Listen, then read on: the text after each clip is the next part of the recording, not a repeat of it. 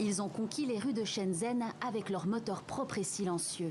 Dans cette ville du sud de la Chine, limitrophe de Hong Kong, les bus électriques ont remplacé les véhicules thermiques et constituent désormais la totalité du réseau de transport en commun local. Un changement salué par les chauffeurs et les usagers. Il y a une grande différence avec les bus au diesel. C'est très confortable de conduire ces bus. Le système intelligent améliore les choses dans bien des aspects. Ils sont faciles à utiliser et respectueux de l'environnement. Et ils ne font pas de bruit. C'est génial de conduire comme ça. J'ai pris des bus diesel quand j'étais jeune. Ils polluaient beaucoup et ça me rendait malade. En particulier lorsque je marchais, je sentais l'odeur des gaz d'échappement et je me sentais très mal. Mais maintenant, tout a disparu. Considérée comme la Silicon Valley du pays, Shenzhen, avec ses 18 millions d'habitants, est devenue un laboratoire de la transition énergétique.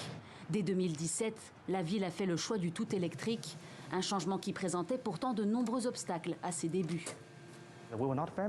Nous n'étions pas familiarisés avec la technologie et nous ne savions pas si nous pouvions charger nos bus partout, afin de garantir une disponibilité suffisante de la flotte. Un modèle à suivre pour le reste du pays. Après elle, d'autres villes chinoises ont emboîté le pas avec l'objectif d'avoir des transports propres avant 2025, notamment pour combattre la pollution urbaine.